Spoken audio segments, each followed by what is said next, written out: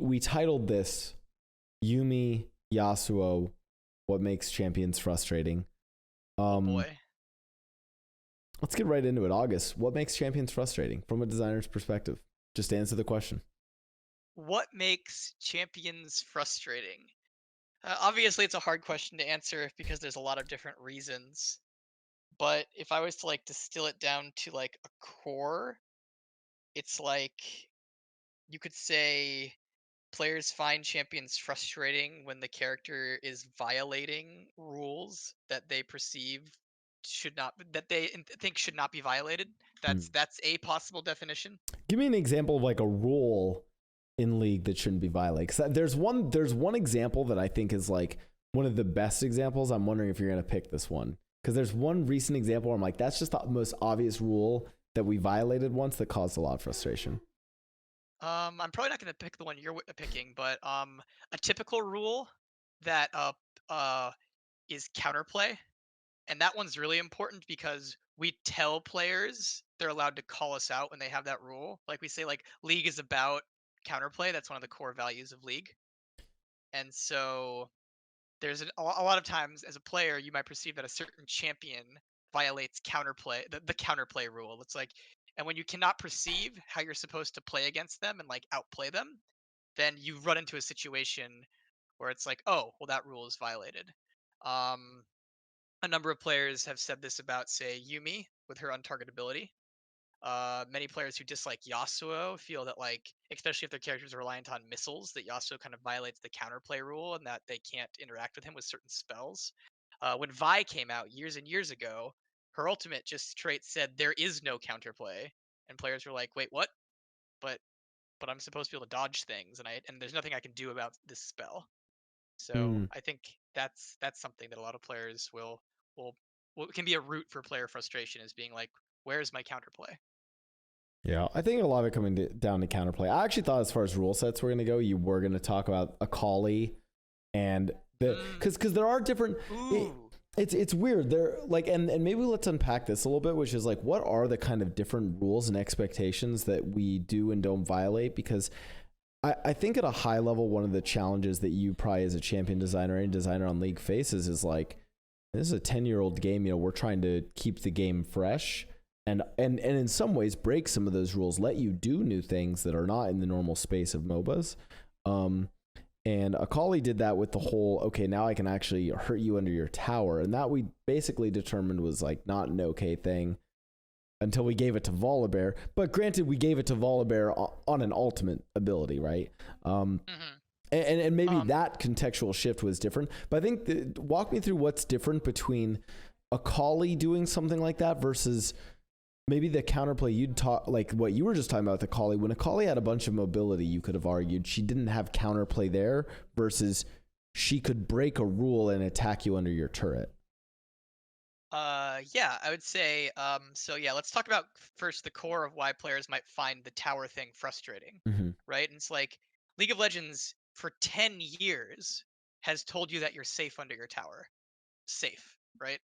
Um, and then sometimes characters break that. Vladimir is one of the original characters to break it because he has his pool, which lets him go untargetable and then like kind of like slide out under towers. But for 10 years, generally you're safe under your tower. And so then let's look at Volibear versus Akali. One thing that's important to note is that one of them is an assassin, whereas one of them is like kind of like a fighter. And that's a really important distinction because in Akali's case, one of the things assassins are supposed to do is they're supposed to say, a lot of times they're supposed to say, in the moment that I jump on you, you might not have play against that. In the moment I jump on you, I'm supposed to 100 to 0 you. But the context of that moment matters. It's like, do you have Mm. teammates around? Are you in the right spot? Are you alone? Right? And so in Akali's case, one of the contexts that players typically see against assassins that's supposed to keep them safe is, well, if my tower is here, they can't stealth under it. If they jump in, they have a hard time getting away. Stuff like that. They die fast because they're like not tanky. And then Akali was just like, no, I can like 100 to 0 you under this thing and not take that risk. And so like that felt like it was breaking a rule. Whereas like in Volibear's case, even when he disables your tower, which by the way is like, again, it's on an ultimate cooldown, so he can't do it very often. Right. There still tends to be a lot more you can do about the Volibear because he is a melee bruiser. and he doesn't kill you instantly, he kills you over time. So it's like, well, you could dodge it, not dodge it stuff, but like you could go untargetable yourself and not die fast. You could be tanky. You could just run away from him and slow him and stun him and things like that. Um, and so when Volibear is tower diving you, it tends to feel a lot different than when like an assassin like a Kali is tower diving you. And typically like players tend to expect that like tanky boys get to run at you under tower and like get to tank some under tower shots, whereas they don't necessarily tend to expect that like squishy characters who can one shot you could do the same. Love it. And I think the other thing is that there's also like one of the things I've actually noticed the difference between Volibear and maybe a Kali and sort of how they interact with towers. Volibear almost signals that that's what's going to happen. Like he comes in and it's like there's like a disabling effect that then shows on the tower, right? Visual clarity is actually an important part in this entire discussion about champion frustration. Another example of this is I like to use is like Bard versus Kayn. Kayn was always like, oh, he can go through walls. That's something new. Imagine if Kayn could go through walls and we didn't show you where he was with his little thing. Like that would be horrifying, much right? More frustrating. More frustrating. Yeah, people would certainly hate that. I mean, that's one of the reasons why champions like Shaco and Evelynn are frustrating is because they sort of break the expectation how you play the game. That's a separate topic. The champions that force you to play around their kits as opposed to, that's a separate topic, which we'll get to. But I think to your point, Volibear kind of demonstrates, hey, this tower isn't going to work for you now.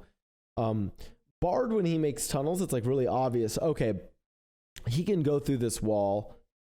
I've seen a Bard portal come out at the exit here. Kayn maybe a little bit less so. Like sometimes him being in the wall is a little bit less readable. But I also think to your point, like the threat of a Bard going through a tunnel, a support with CC who might not just 100 to 0 you, versus if you've ever played against a fed blue Kayn and you see that little dot coming through the wall and you're like, oh, cool, guess I die, right? Like, I think you're right. It's very different depending on like which champion it is. I think that's actually a really good point that oftentimes we can break these rules, August, but it really depends which champion is breaking them. Yeah. And like, I actually want to like hone in on something you mentioned as you just said, was like clarity. And like, I think a really important thing to bring up is that things can tend to be more frustrating if you don't understand like what was happening or what was going on or why it was going on. And we actually see, for example, that a lot of characters on when we release them into the game are much more frustrating than they are, say, a year later. Even if a year later they might even be stronger at the end of the day. They could actually win more games a year after release. But they tend to be less frustrating because like what happens is people get used to it, right? Like if you played League in 2012 when Vi shipped, I spent like 2 years just thinking like, what have I done? Did I like why did I put Vialt in the game? It's so frustrating to play against. And then And I'm not saying Jeevan saved you and made Camille, and you're like, oh, cool, I can rest easy at night. Yeah. That's she's just fairer Camille, sweet. No, what I'm but nowadays it's like when you look at Vi, I'm not saying she's not completely not frustrating. Like it's still frustrating to get ulted and killed without being able to dodge it. But like when you look at Vi, it's like, oh, so she just runs at me.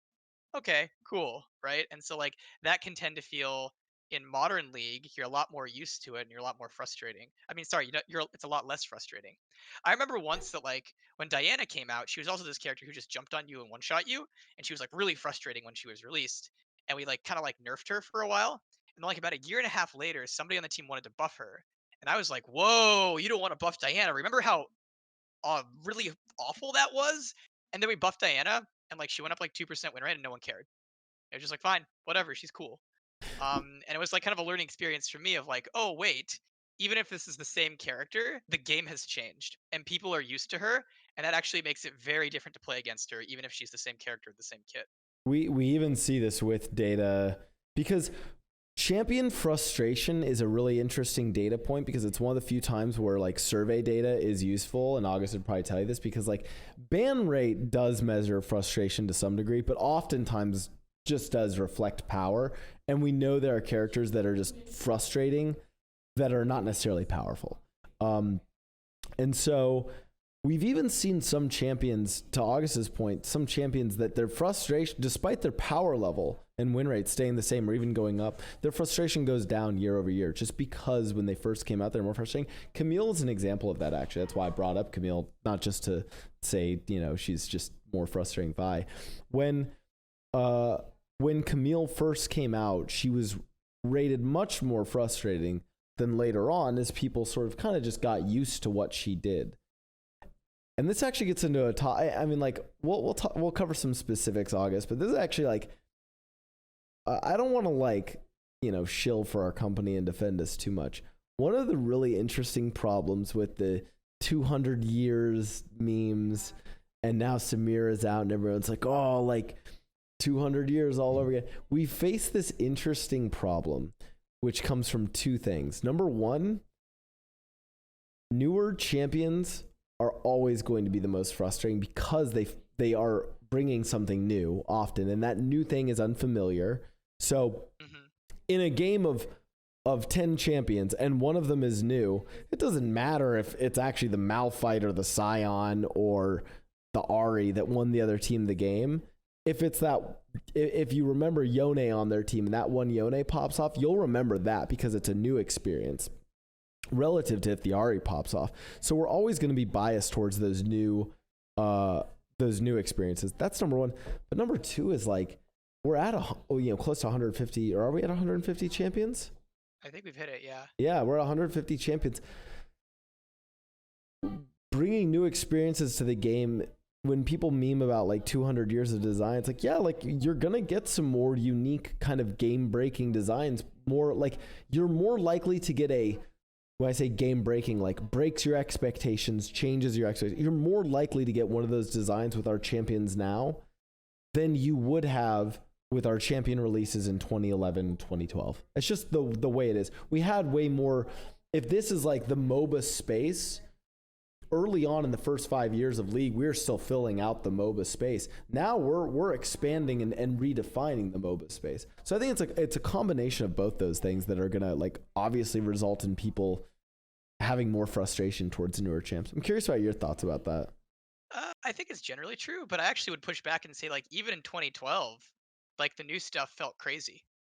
Like, and that's the thing is just like I don't think that like we're doing new crazy stuff is actually super unique to like recent stuff. Like obviously like Silas ult is crazy, right? Like Silas just steals ultimates.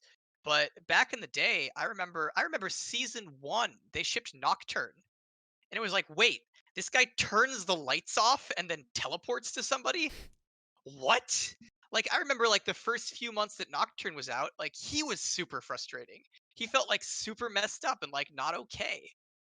Because he turned the lights out and appeared on top of you, and it's just like that was like he was a terror in the jungle. Do you think part of it's honestly that we just kind of meme things more nowadays? Like I am not even kidding with this. This is actually a like hilarious concept in terms of like how people interact on the internet. I genuinely think the concept of memeing shit and like 200 years viral Twitter videos, all of that shit, and people are like, well, it didn't used to be like that, and League is like, well, we didn't share information like this back in League. Like back in the days of 2010, 2011, shit was probably just as nutty, just as broken. We just weren't as good at memeing. Maybe that's it. Maybe Riot didn't get crazier at designing. Maybe players just got better. I'm not even kidding with this. I think players just got better at memeing us. I think that's like I don't know. Like I feel like back in the day, like we still got a lot of like we didn't get 200 years because that didn't exist, but we got hashtag character got Evelyn, character got Diana'd, character got Renguard, got Olaf, right? Stuff like that. Olaf, yeah. There was stuff like that, and then like I think there was like a patch for like Yasuo or Kassadin had like 100% ban rates, and players were like, "Look at this." It was like I think there was a patch where Yasuo was like he was actually picked or banned in almost every single game. So like there's like I don't know, like yeah, obviously like there's definitely a lot more memes, but I think like there is still like even back then a player pulse of like here's some crazy stuff Riot's doing. Nerf Aurelia was one. True. Yeah.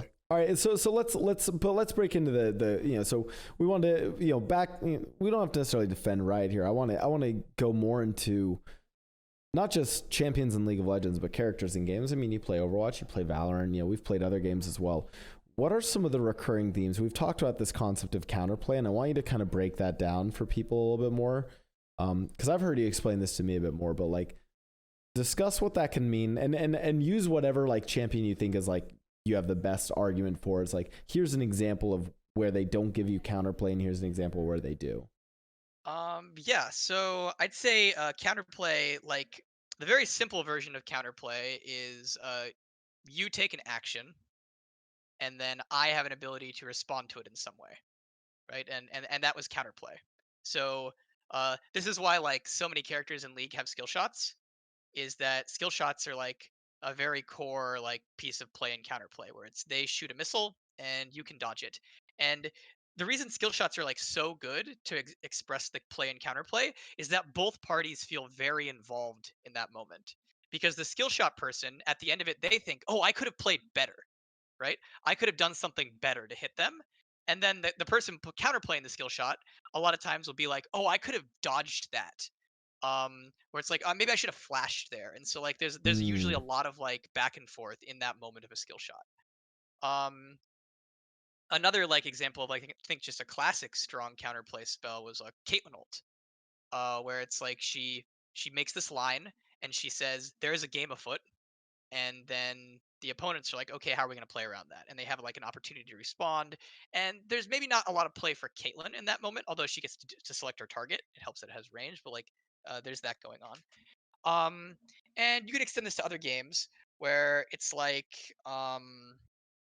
a lot of times, like say in a game like Valorant or Counter Strike Go or like Call of Duty, it's like they have like sniper rifles, for example, and usually in those games there's ways to counterplay a sniper where it's like okay, well the sniper, even if they have amazing aim, there's still things you can do here to work against them, be it like use smoke grenades or like move in an inhuman way. Like I used to play Team Fortress 2 back in the day, and when there was a good sniper on the enemy team, I would just randomly hit direction keys, and that was Mm. actually very effective for like avoiding that sniper. And like in and of itself, like movement can be like a huge counterplay lever. Actually, like talking about that really quick, it's like I think one of the strongest versions of counterplay in a lot of games is just simply movement. If your game has a rich movement system that allows for like strong control of your positioning, it like opens up a lot of space for like play and counterplay to things that like don't like 100% guaranteed hit. Um, but it's also worth noting that like counterplay, that's like I think the word is tactical. Strategic is like yeah, it's tactical. Tactical counterplay, it's like in the moment is like one way to express counterplay, but that's not the only way to have counterplay. I'll reference Dota 2, and that Dota 2 is like a class like a classic MOBA, right? And um Dota 2 actually has like a lot less skill shots than League, but there's a lot of counterplay and just picking your characters. In Dota 2, there's a lot of like counter picks, right? And Mm. so that comes down to like strategic counterplay. Whereas in Dota 2, you're like, okay, well I picked this character, but they didn't pick this character that like counters me, and so they're gonna have an advantage. And like that tends to be accepted by a lot of players in that community is like, oh well, that's what happens when you get outpicked. Um, Similarly in League, it's like, oh, they picked some assassins, so if we have a tank on our team, that makes us better against an assassin team because we have someone who's not going to get one shot by the assassins and can frontline against them and can like stun them and prevent them from killing us. And so that's an important thing to note is like sometimes players will be like, this character doesn't have any tactical counterplay. I can't dodge their thing. But sometimes it's actually okay because the intent in specific moments is that there was strategic counterplay. You picked a character that was different, or certain characters have an advantage in that situation, or you need to be in a different spot on the map, stuff like that. Yeah, Um, one of the arguments I would actually say about League, and correct me if I'm wrong if this is something we tend to move away from. I actually don't know if we like. There is this, and this maybe gets into the conversation me and Fuller had about balancing champions for pro play versus balancing champions for normal play. We get into this weird area where, like, I think champions that have tactical counterplay in League of Legends are oftentimes the most, like, people are kind of the most okay with. Champions that have strategic counterplay people might be less okay with. It probably depends on the elo and the context which you're playing, right? Like, I if you're think it in, actually heavily depends on the elo. One thing I've noticed is that I've noticed that higher MMR players are like, it feels like from like what I've seen, are like much less tolerant of like low tactical counterplay characters. hmm, They're like, I was supposed to outplay them in that moment, and then like so like I actually see that like a lot of times some of the things that high MMR players get most frustrated about is like metas where like Malphite is viable because it's just like, well, he didn't do anything. He just existed and then won because he has an ult. And yeah, so he like doesn't do anything. Yeah. or Garen, right? It's like he didn't do anything. He just spun on me. And so for a lot of high level players, that can actually end up feeling like very offensive, where it's like this character in this moment, I didn't have the outplay opportunity, and that feels like not okay. Yeah. Whereas you see like more tolerance for that, I think in lower MMRs to some degree. Here's an interesting data point on this, which I'll give you now. I'm gonna hit you with data that you didn't even know existed. Sweet. I'm gonna give you two champions. I'm gonna give you where they rank in frustration in North America and where they rank in frustration in Korea.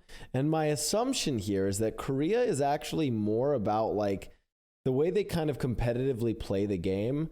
They're more okay playing the game strategically. Like they're more okay with like, we hear this discussed, and I mean, maybe LS would come in here and tell me I'm wrong, but I actually think he would agree with me that I've heard the dodges in Korea are really common if you don't have like a good team comp. Like if the draft doesn't look good, people dodge all the time in Korea. They don't want to play out a game with not good comps.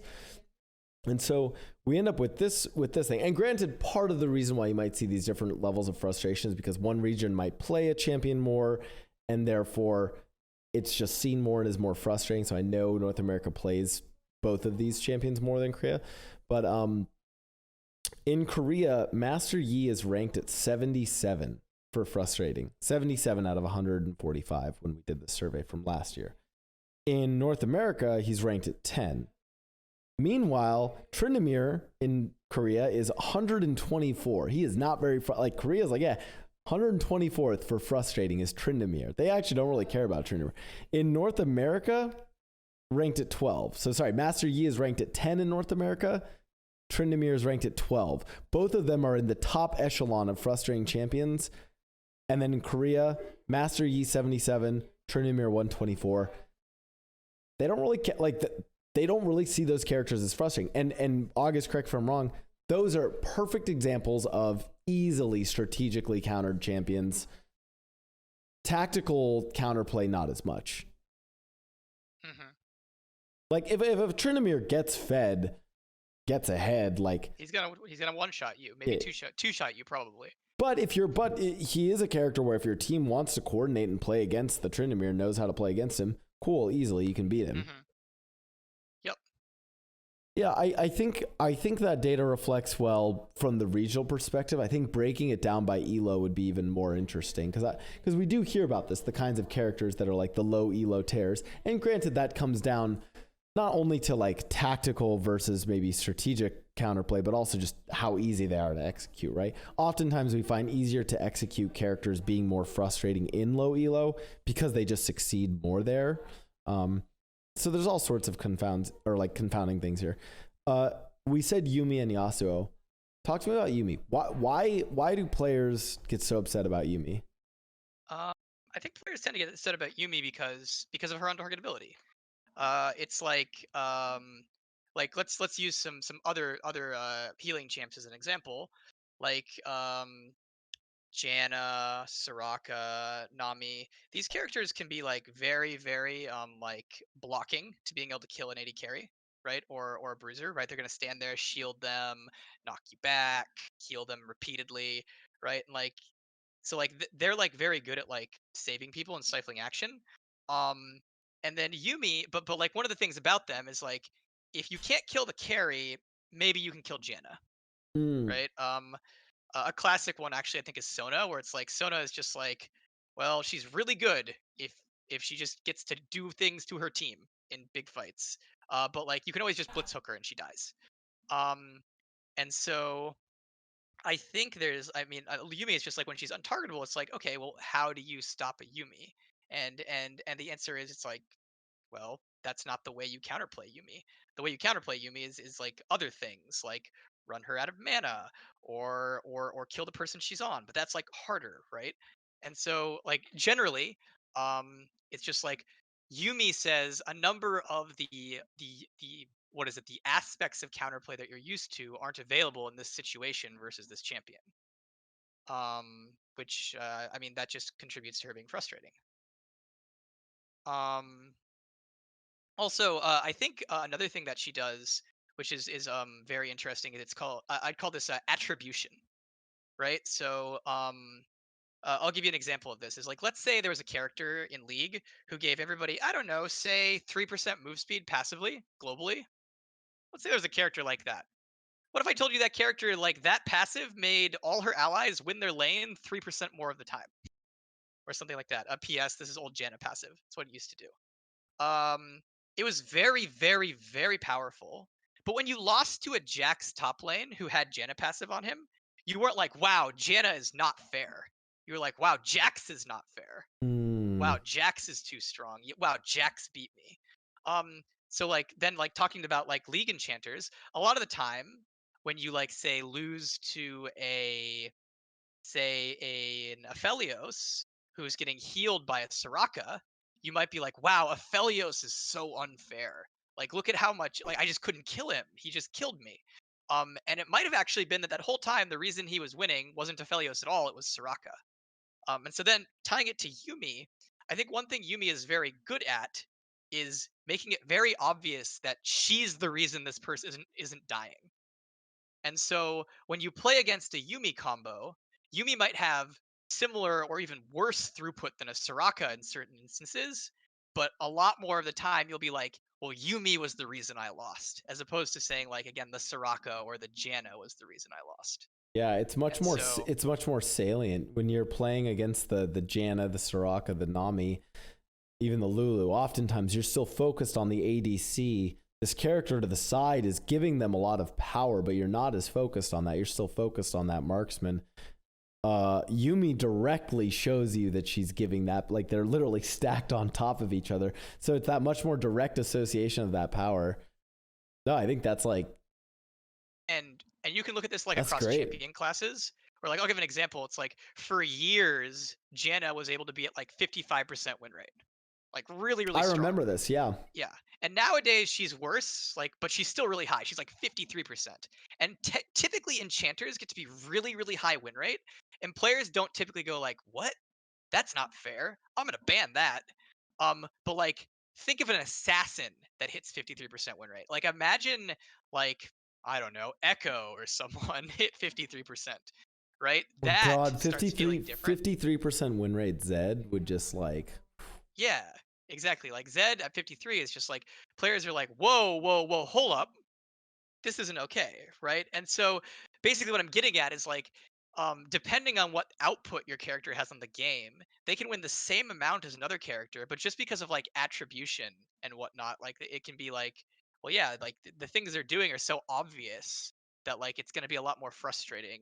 Whereas like a character who's doing kind of stuff in the background, like, oh, I remember once we did a patch that like back in the day, like Sona used to like be like a common like complaint for players in that she wasn't strong enough. It's like Riot has gutted Sona. She's so weak, but like she never went below 51% win rate. And like typically she was around 53 or 55. And it was like, well, it's like it all comes down to attribution to some degree. Whereas like Sona, because she has these auras, like you just don't feel the power. And so no one is like Sona's OP, ban her. And then the Sona players sometimes would be like, my character's really weak. Why don't you buff her? Whereas like flip side, when Zed's like 50%, people are gonna be like, whoa, this guy's crazy. And then Zed players, a lot of Zed players are like, I love this dude. He's so sweet. Like you don't need to buff him. yeah. And I mean, it is Um, literally like, I always like to frame it, you know, when I play my boy like Zillion's been busted for so long. And so much of Zillion's power is like, cool, the character has insane wave clear. He has these skill shots that like are kind of like delayed, and when they do damage, a lot of his powers in his speed up and slowdowns, which people don't feel as much.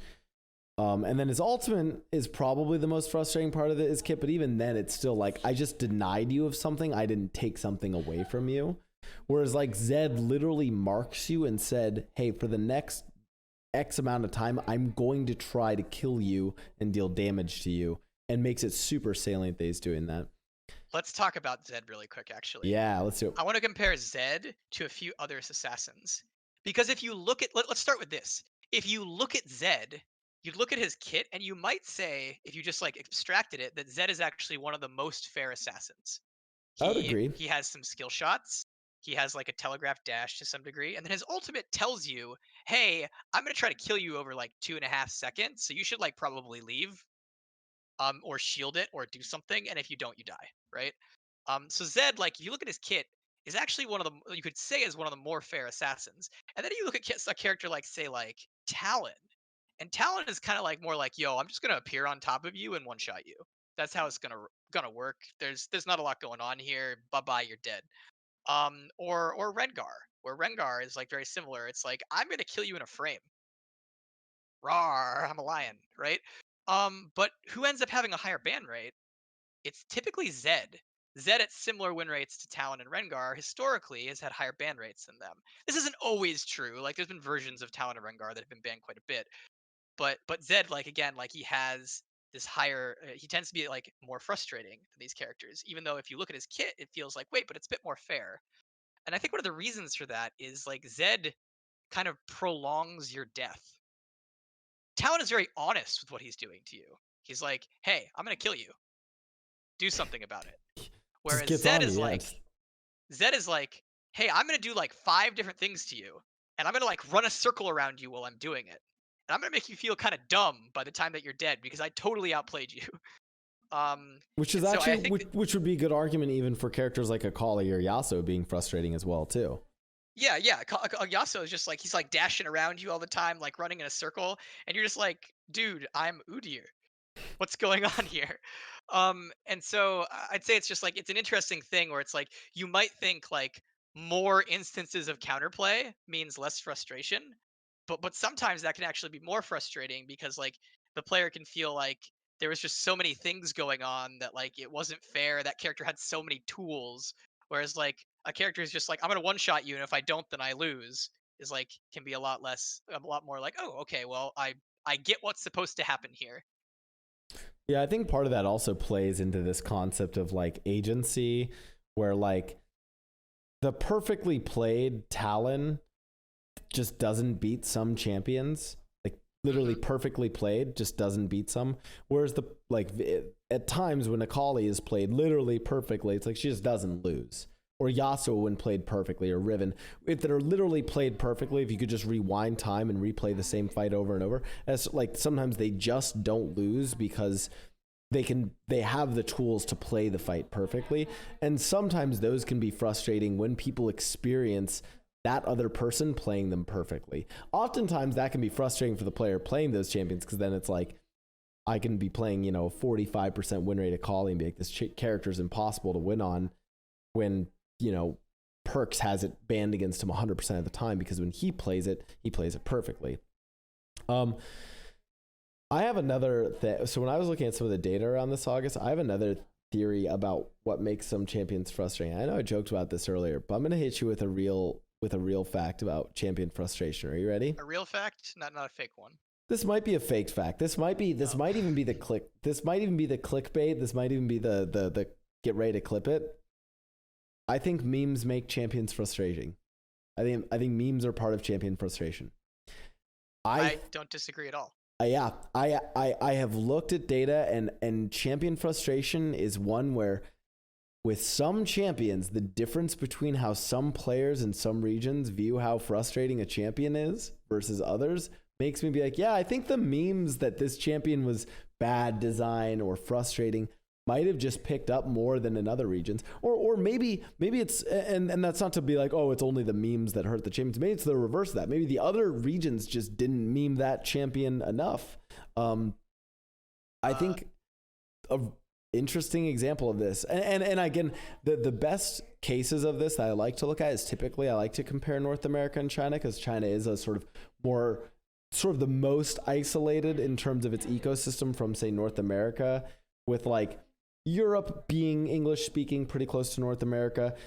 Korea is kind of like a middle ground, like it's one of the Eastern countries, but still a region operated by Riot, and there's like, it has a lot of players jumping between it and China, but it also has like some connections to North America.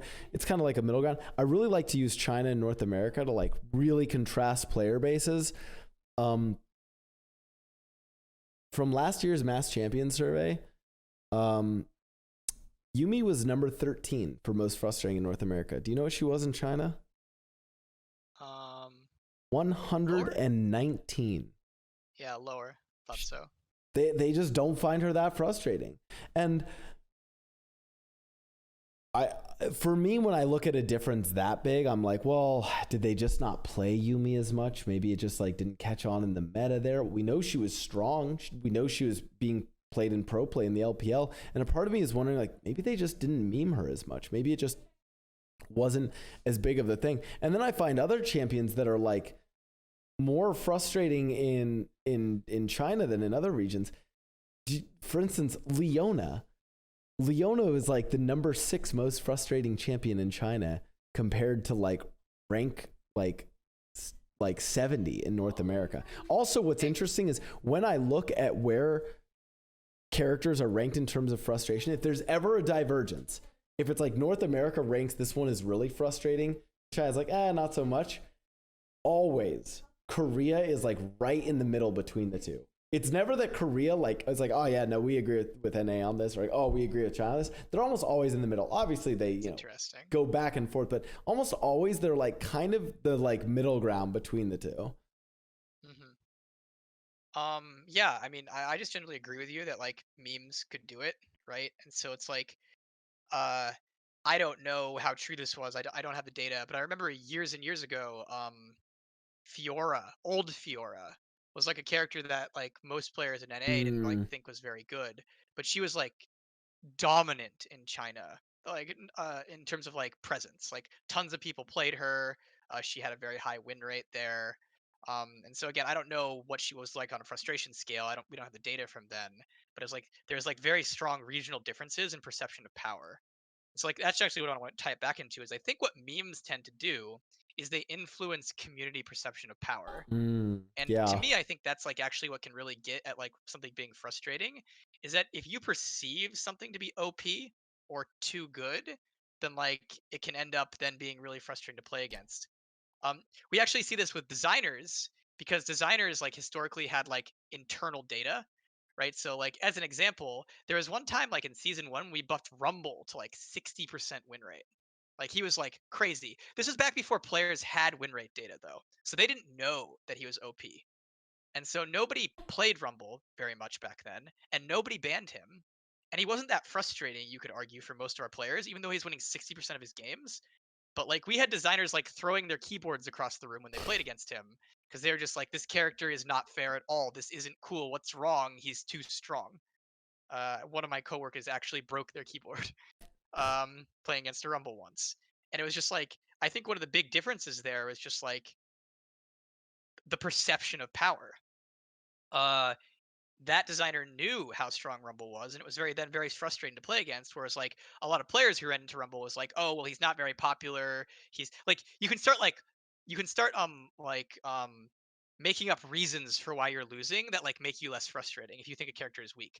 Like when you're losing to a character you perceive to be like not that good or weak, a lot of times you'll like say like, oh well, that's just me like losing to it because I'm bad. Whereas, like, if you lose to a character you perceive to be OP, you're like, this is really frustrating. It's not fair. It's not me. It's this character. And I bet it's a snowball effect, right? If I am playing the game and the community and other people are telling me Yuumi is busted, Yuumi is this stupid character, and I play against Yuumi, and the times that I beat Yuumi, I'm like, I don't really notice it, but the times I lose to Yuumi, I will immediately associate those with all of the other preconceptions that I have, which is that Yuumi is busted, Yuumi is OP, that makes her frustrating, and it just reinforces that notion. So I think we get almost into this cycle with some of our champions, sometimes by memeing them. And my own personal experience with this, which is interesting, was having taken a break and gone and played Valorant a bunch, and then I come back and play League. I didn't know. I haven't looked at the win rate data. You'd be amazed with this, Hawks. I haven't looked at win rate data for League in so long. And I started playing League again without looking at win rate data. And all of a sudden I was like, I don't know what's strong anymore. I don't know what to ban. I don't even.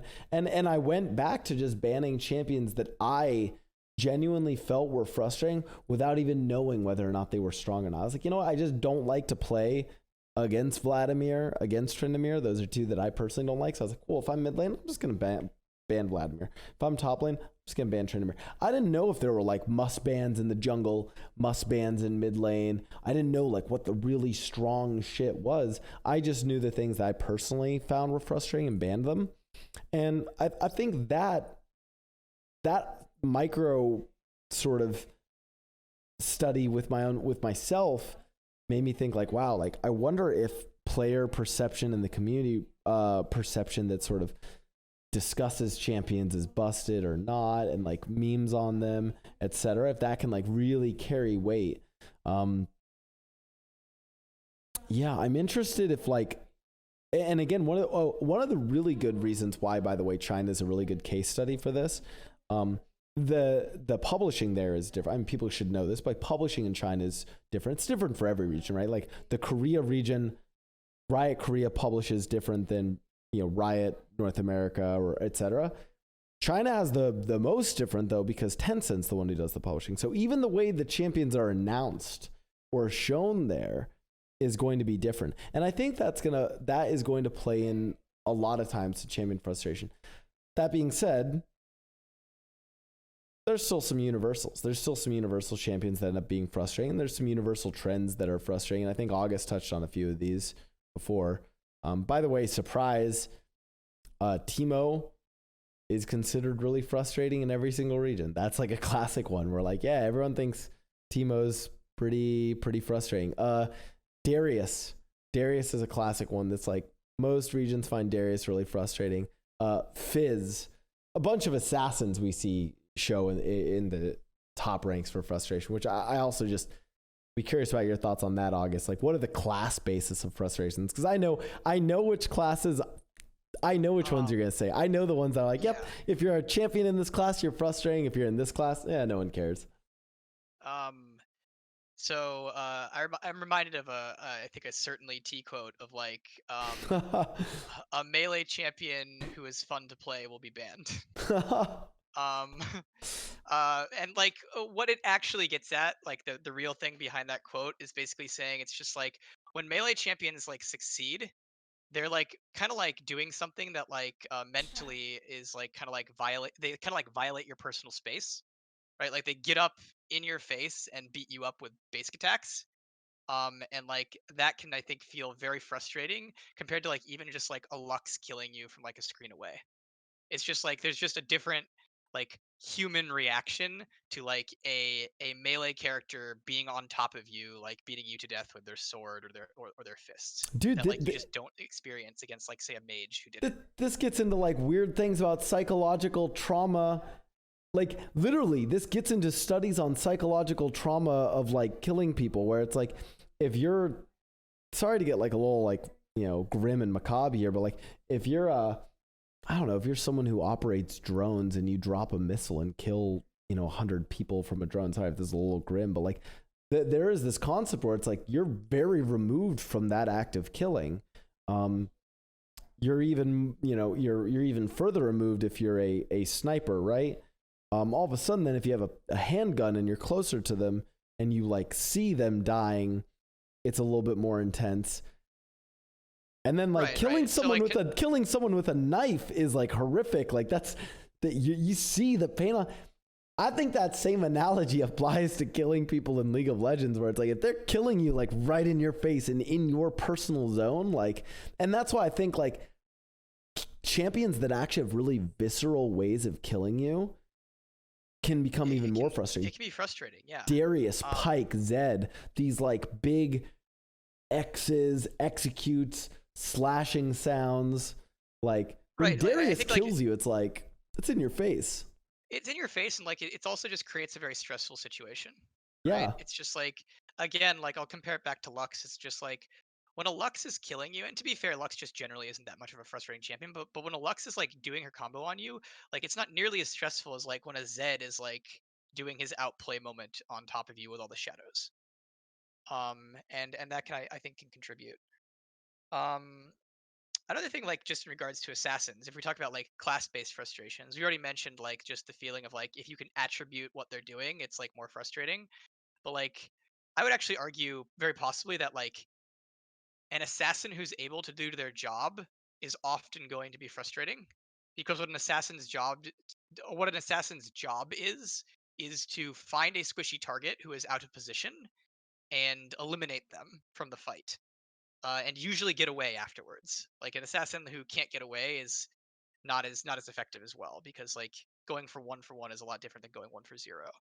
Um, and so we often see that like assassins tend to have higher ban rates at like similar win rates, and I think one of the reasons is just like, well, it would take a lot to make what that assassin's job is not as frustrating as like like even an AD carry who like kind of like sits back and like does DPS over the fight, right? An assassin has to just be like, you're out. You don't get to play right now because of this tactical thing that, no, sorry, this strategic thing that happened where it's like, I was ahead and you were out of position, so goodbye.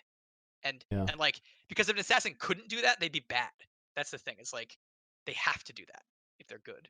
Yeah, And I think that's why we see like that is one of the reasons why marksmen so often they're kind of indiscriminately doing damage over time throughout a fight. They're kind of whittling. If anything, they're like instead of like, hey, this one aspect of your team, I'm just completely blasting that away instantly.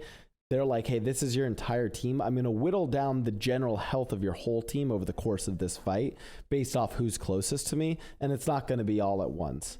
And I think that just tends to be less visceral than a Zed being like, yo, fuck you, I'm gonna kill you, right? yeah, Um, you're gone. Like but like you see this with like characters like AoE mages too, where it's like they're not that frustrating. Like a Brand or an Aurelion Soul could straight up do 80% of the health of your entire team. Like not just one of you, but like all of you. Do 80% of the health of your entire team, but not get any kills, but clearly have won that fight. And people are just gonna come out of that fight being like, that was fine. Whatever. It happens.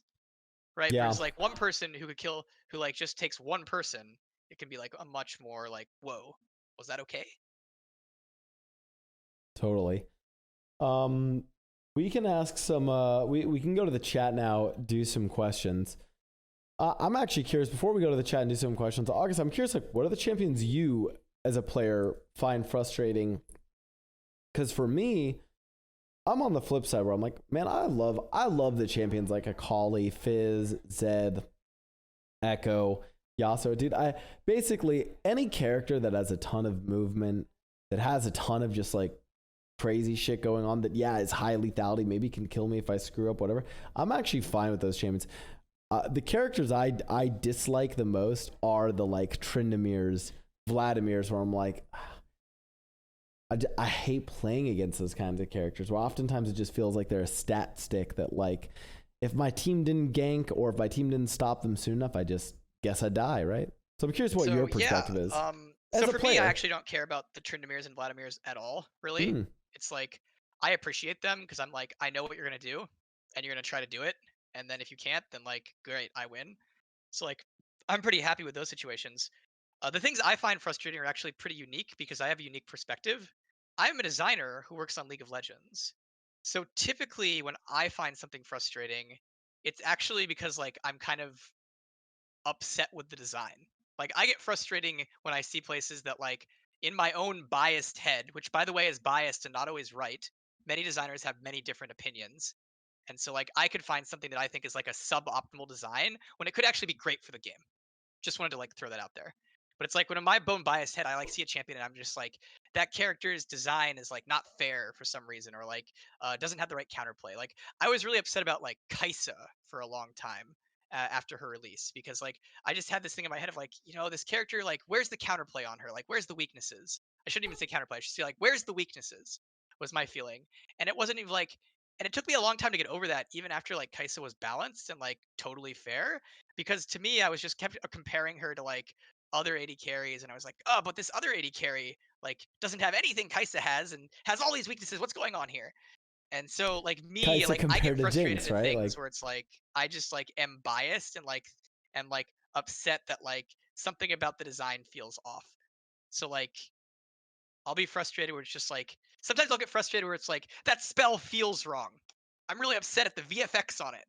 Like mm, that visual that is on that thing should have been louder because like I can like see through the like dev curtain and see like technically what it could have been.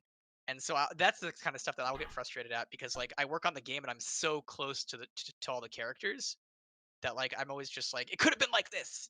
And again, that doesn't mean I'm right about whether or not it should have been like that. I'm just talking about, I yeah, it's have like my your own personal perspective as biases. a designer. All right, we have some Yeah. great questions. P.S. I love Kaisa now. I think she's sweet as hell. We have some great Um, questions from the chat.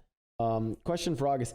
If you guys do want to ask a question, make sure you tag me just so I can see it a little bit better. But our first question is question for August. Have you ever played a champion you designed and regretted something in the champion's design, specifically playing against that champ? Ooh. So basically, kind of like the what have I done factor. So Yeah. let's talk about that. First of What all, have I done? it is generally harder for champion designers to be frustrated by their own champs. Because obviously, if you're making a character, you kind of like feel like, oh, I know what the counterplay is supposed to be, and then I can engage in it. And like, I know what's supposed to be like fair and not fair about this character. So like, generally, when you make a champ, it is less frustrating to play against for you because like you already in your mind have accepted what that character is supposed to be and what's supposed to be good at them. And so when like they beat you, you're like, ah, well, I should have done these other things that I already have perceived to be good against them. For me though, I've definitely gotten that feeling against who is it? Which is the one? I've gotten that feeling against Gnar at times. Mm, For example, like just playing against Gnar as like a melee champion in top lane. It's just like, oh man, what have I done? Melee life is difficult up here against yep. little fast boomerang boy. So I felt that against Gnar.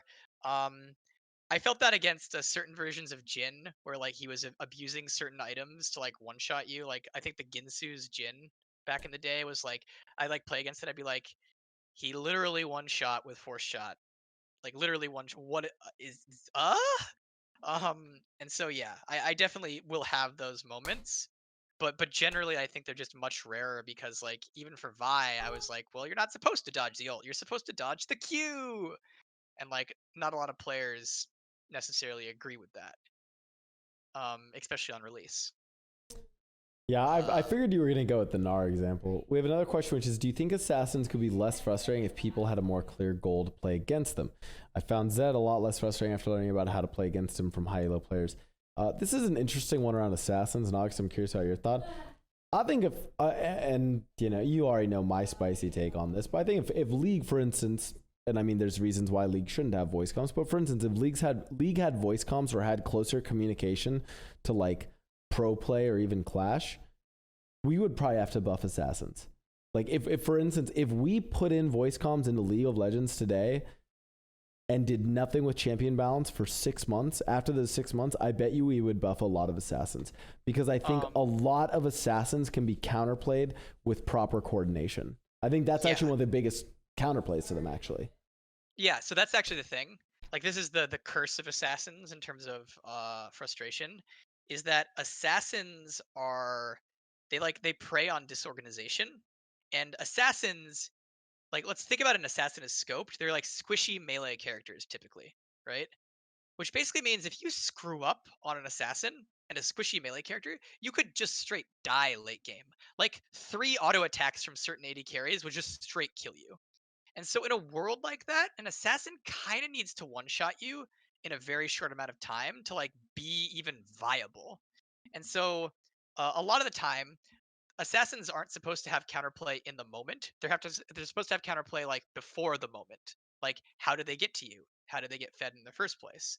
And so again, what you mentioned is like, well, if you had voice comms, you could just tell your teammate, yo, that Fizz is behind us, watch out. Or you could be like, hey, the Fizz is on me. Janna, can you just stand next to me and shield me in this next fight and we'll take care of it? And like those basic counterplay levers of like have a teammate protect you, or like call out the position of the assassin so you know where they are, very often can result in like great success against the assassin. Like one of the classic things that I've seen in a lot of games that really works is like that Akali's 20-0. She's not fair. What the heck's going on? My team groups. Oh, she's not great anymore. The team's grouped up. She just gets CC'd in every fight and doesn't do anything.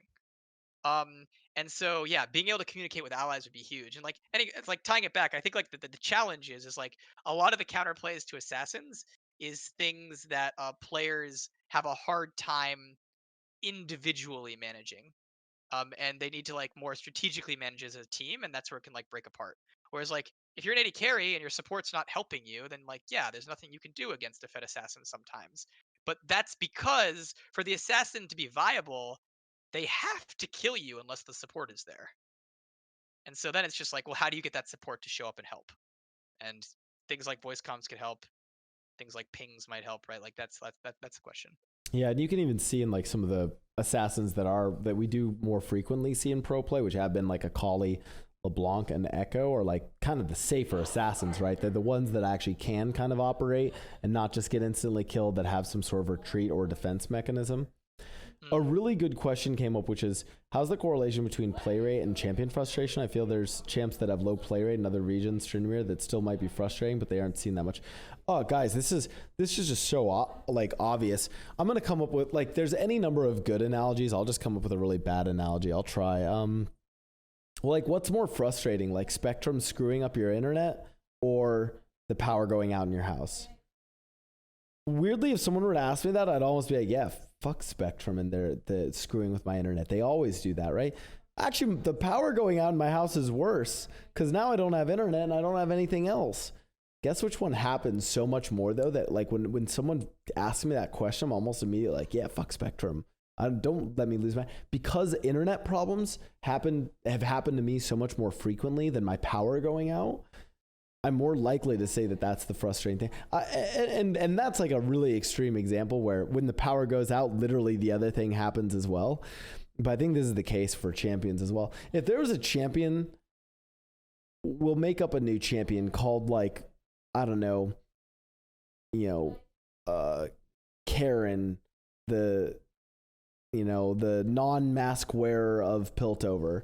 And every time she gets into a game, literally just 80% win rate because she infects your team with coronavirus, and you got, right, like something silly, right, like that, right? Like, let's just say, Karen, whatever this character is, 80% win rate, but you only see this character once every 1,000 games. Might not be that frustrating because you see it so infrequently. Whereas a character that is even slightly frustrating but is played all the time, that would make you much more likely to always be associating that character with whatever little ear flick frustration it has. Again, if Yasuo's win wall is what really frustrates you, and you lane against Yasuo, and everyone always plays Yasuo, and you see multiple win walls a game blocking your ability, that's going to consistently become the more frustrating thing than Aurelion Sol. For instance, what if I made it so, like, this would be the real way of testing champion frustration, is I'd basically have to equalize all champion play rate.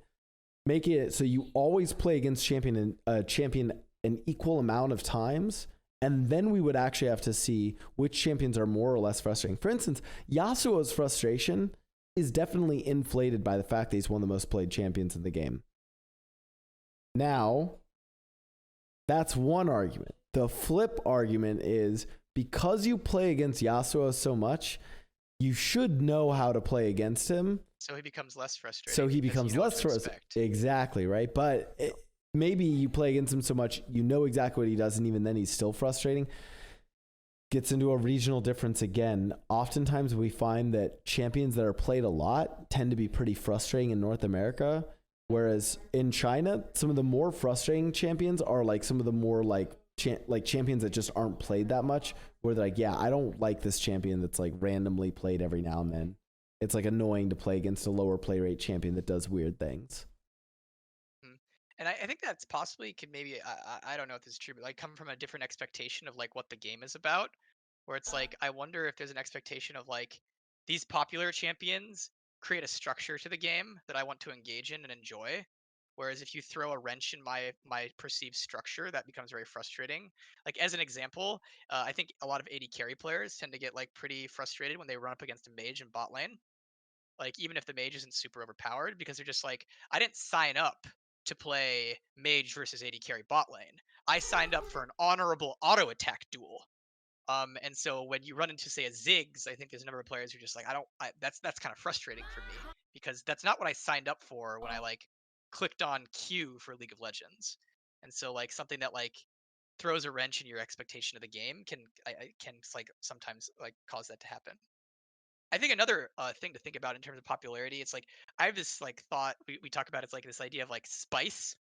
It's like Mm. basically it's like certain champions are good for League of Legends when they're spices to the game. And what I mean by that is like some characters that you see like a little bit but not all the time actually don't end up being that frustrating because when they show up in your game, you're like, ah, that was like messed up what they did, but like you don't see them a lot, and it actually ended up making the game feel different.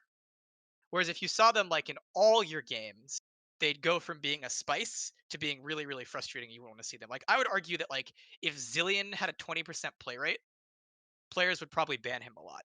Would be my guess. Because I don't know if players want to play against the Zillion every game Dude, and would if enjoy that. Zillion actually, I'm telling you, if Zillion was actually played at Yasuo's play rate, people would hate Zillion, dude. Character Yeah, I think they sucks, and I know I yeah. play both. Yeah, and I think that people would be very frustrated. But a Zillion at like a 2% or a 1% play rate, I think goes from being less of a frustrating dude to more of like that game was different and interesting. And did I love playing against Zillion? Nah, but like it's my experience is like I don't necessarily like, register it as a super negative experience. Like I think that's one of the strengths of League generally is that League throws so many different situations at you that like you know it's like when you like start getting the repeated ones that you're like that wasn't fair, that wasn't fair, that wasn't fair, where like it's more frustrating And it does sometimes. bring up a point. There are some characters that are high pick rate that are kind of allowed to be high pick rate and not be that Mm. frustrating. They're kind of like what I would call like standard league characters. Like if you're playing mid lane and you play against a Lux or an Ari or an Oriana, that's a standard mid lane mage. And for some people, they're like, yeah, a Yasuo or a Zed is just a standard mid lane AD Mm-hmm. melee character. But for other people, they're like, no, that already breaks it for me. And those characters just get played so much, right? Like, no one, like, I think Ari and Lux are great examples of characters that are played all the time. They're really not offensive. Like, they have really high play rates, but they're just like, there's kind of there. And they're not marksman champions either. Marksmen tend to get a free pass because marksmen just have like innate counterplay to them that most players like agree is fair and enjoy. Someone asked in the chat about Aurelion Soul's kit. It's not really relevant to this topic, but I will just give one quick spicy take, and I don't know what August's thoughts are. If you guys have ever seen, I mean, there's obviously footage out there. I mean, it's not even footage. We've literally discussed this in the game. You guys should go and check out like Wild Rift gameplay. And what I want you to think about is like you guys know how like Wild Rift is played like on a mobile device, right? Like think about playing Aurelion Soul, but using a directional stick to move him around and then play him versus having to play him using the mouse to move him around and click him around. Completely different champion. I think Aurelion Soul plays way better on like joystick to control movement. T, you okay?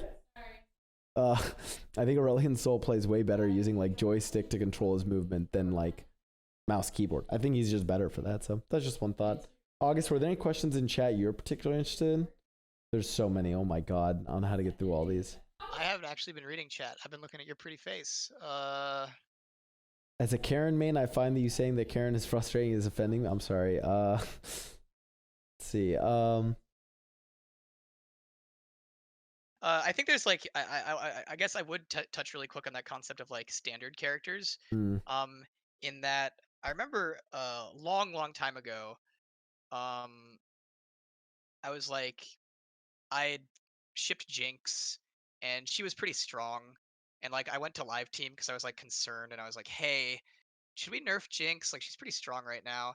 And one of the responses I got from I think a pretty smart live designer was just like, who would you prefer to be strong? Who's gonna like is would you prefer it's Twitch? Would you prefer it's Draven? Um, and it was kind of like this idea of like, hey, even though Jinx is strong right now, and she wasn't like completely busted broken or anything like that, but like even though Jinx is strong right now, is this thought of like, but players seem to really enjoy having her in the game. Like people playing against her felt good. They're like, we could jump on Jinx and kill her, and then Jinx players felt good because she was fun to play. And so he was basically telling me it's just like, hey, is it so bad that this character is a bit above average, given that it seems like most people who interact with her actually really enjoy the game when she's in it? It was like kind of like the question he asked. And like you can like apply that I think to like Lux and Ari as well, where it's like, oh, let's say Lux is strong. It's like, well, I think that actually some ways can make like the game really fun for like both parties. That's pretty good.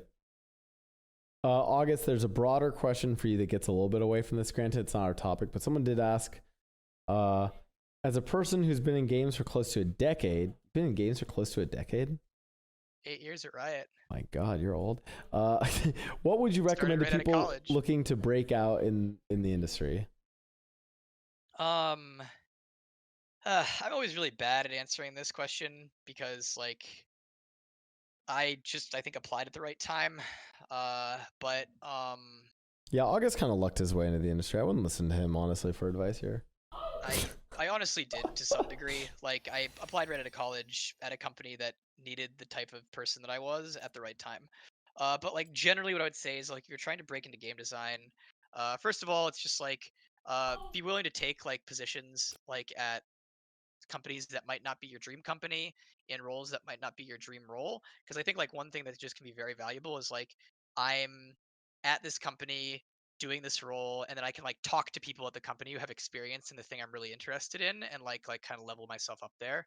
So like that can be really helpful. There's a number of people at Riot, for example, who like didn't start out as designers and then they transitioned to design by like kind of like learning it from other designers at the company, and like ended up being like really incredible. um and and so like that's the strategy. Another thing I would say is just like for the games industry, it's like I would say like try playing and making a lot of games, like do make games, make mods. Like if you have a portfolio of like games or mods that you made, like that could be like really useful and like really attractive for an interviewer to look at and be like, oh, this person has like been making games and thinking about games, even if they haven't necessarily like worked on a AAA title. Uh, I think a lot of people run into this trap of like, I'm the idea person. Like someone will come in and be like, yo, I could be a good designer. Here's my idea for Jinx Q.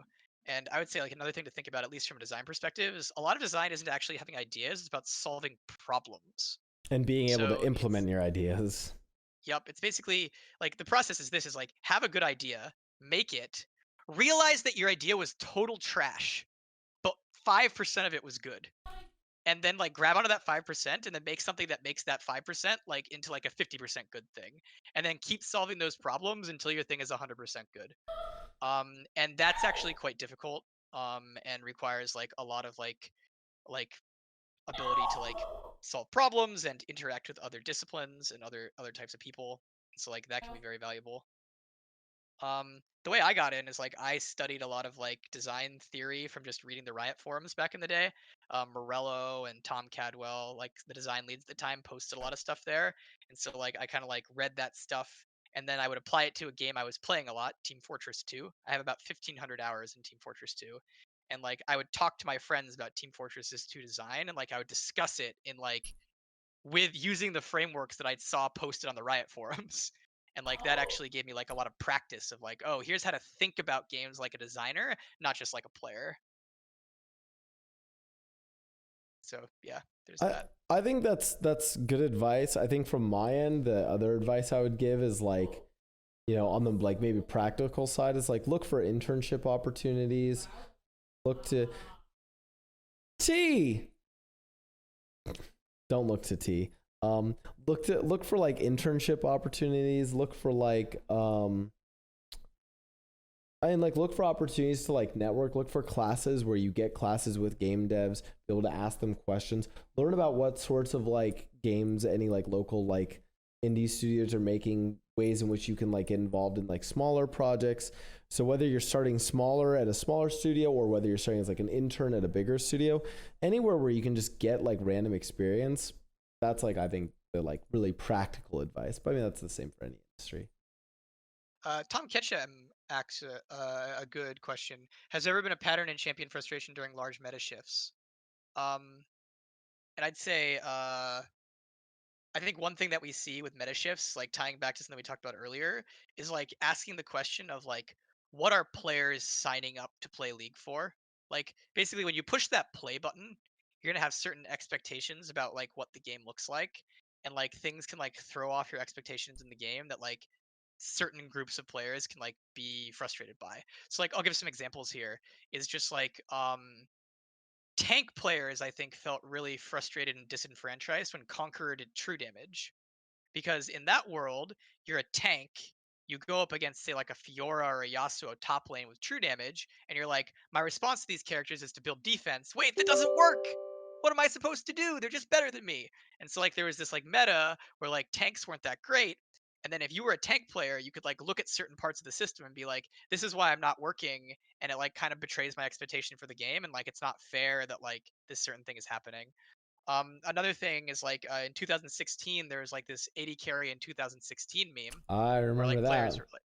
players were like, "Yo, 80 carries are terrible." And if you looked at the meta at the time, it's like a there were viable 80 carries, Jhin, Ashe, Varus. But if you think about what those characters did, it's like they weren't actually auto attacking very much. They were like staying really far back and using utility.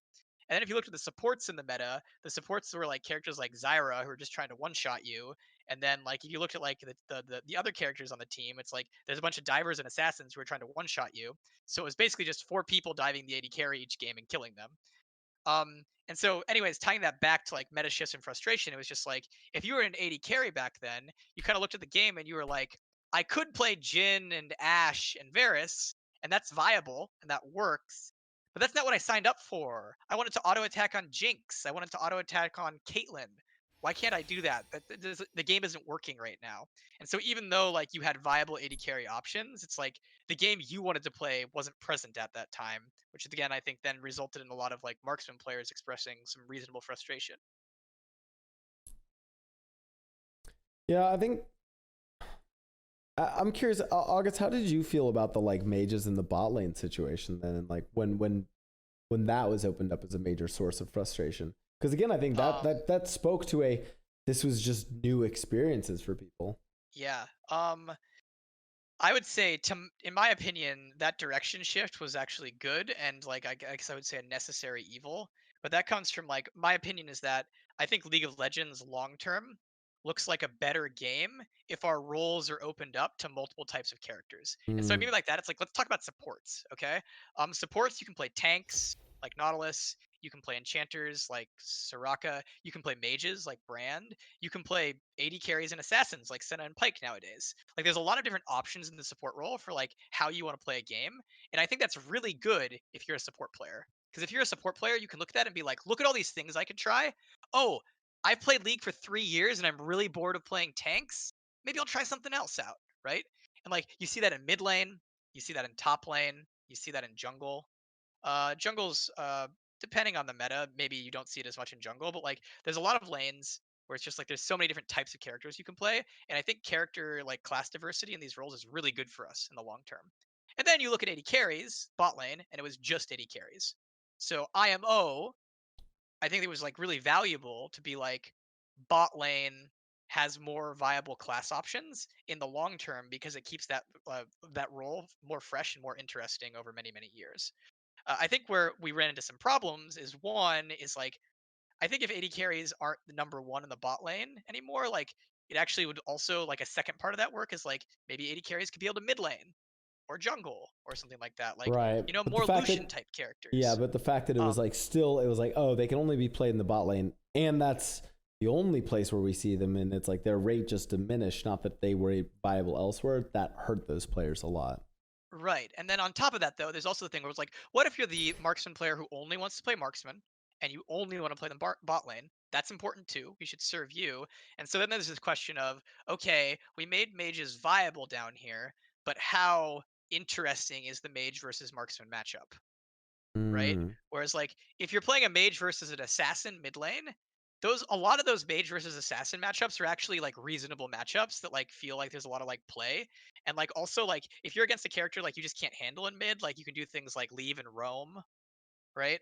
Whereas I think like one of the difficulties of the marksman bot lane is just like, well, what was a marksman option when they were against like a mage who was just one-shotting them? Could they roam? Could they like swap lane? Like it's basically just saying it's like you need to like there needs to be like outlets there, and like I don't know if the outlets we had to like and to that like mage that uneven experience was like in perfect tuning. And so to me though, like it feels like I kind of wish like well, how do we get that tuned? Because again, like I would attest, it's like it's really good long term for League if more than just marksmen can be played as bot laners.